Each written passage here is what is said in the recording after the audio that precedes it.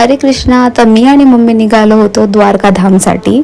आमची ट्रेन होती मुंबई सेंट्रलवरून. तर पप्पा आम्हाला सोडण्यासाठी आले होते. दादरवरून आम्ही मुंबई सेंट्रलला पोहोचलो आणि आमची ट्रेन नुकतीच तिकडे आली होती. तर पटापट आम्ही बोगी नंबर आणि सीट बघून घेतली. पप्पांनी तसे आम्हाला बसून वगैरे दिलं आणि पप्पा निघाले. तर पप्पांना इथे बाय करून आमचा पुढचा प्रवास सुरू झाला. तर आम्ही खूप एक्सायटेड होतो की द्वारकेला आम्ही कधी पोहोचतोय.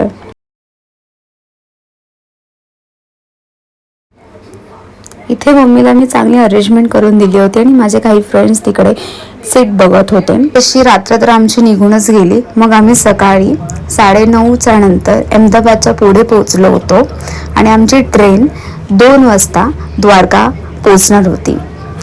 तर मग त्या दरम्यानच आम्ही काय करायचं ठरवलं, तर आम्ही कीर्तन चालू केलं. तिथे माझे फ्रेंड्स आणि एक फॅमिली भेटली होती मीरा भाईंदरची. ते कीर्तन केलं. त्यानंतर मम्मीला मी थोडी मेहंदी काढली आणि आम्ही द्वारकेला पोहोचलो. तर फायनली आम्ही द्वारकेला पोहोचलो. द्वारकेचा नजारा पाहून आम्हाला खूप आनंद झाला. सगळेच खुश होतो. सगळ्यांच्या चेहऱ्यावर तुम्ही आनंद बघूच शकता.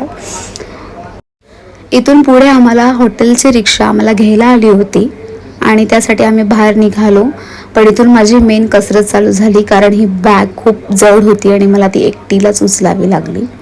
ते घेऊन मी निघाले, बाहेर आलो.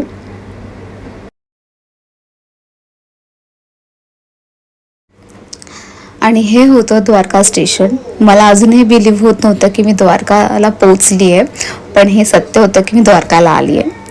आणि इथे आम्ही पोहोचलो श्री शारदा एज्युकेशन कॉम्प्लेक्सला. इथे आम्ही पुढचे 4-5 दिवस राहणार होतो. आणि मग इथे आम्ही फ्रेशनअप वगैरे झालो. सगळ्यांनी मस्तपैकी तयारी केली आणि आम्ही निघालो श्री द्वारकाधीश मंदिरला. तिथे सर्वांनी मस्तपैकी दर्शन घेतलं. तिथे आम्ही खूप टाईम तिथे बसलो होतो, कारण तिथे आतमध्ये फोन अलाउड नव्हते, म्हणून आम्ही बाहेरूनच फोटो वगैरे काढले. आणि मग इथून आम्ही निघालो सिद्धेश्वर टेम्पलकडे. सिद्धेश्वर टेम्पलमध्ये आरती चालू होती. ते आरतीचा आवाज ऐकून आमचं मन इतकं प्रसन्न झालं की आम्ही तिथे खूप टाईम थांबलो. मन भरून आज तिथे दर्शन घेतलं आणि मग तिथून आम्ही थोड्या वेळाने निघालो आणि आम्ही आलो भडकेश्वर महादेव मंदिराला, जे होतं समुद्राच्या किनारी. भडकेश्वर महादेवांचं दर्शन घेतलं आणि आम्ही किनाऱ्यावरती बसलो. आणि हा आमचा होता डे 1. हरे कृष्ण.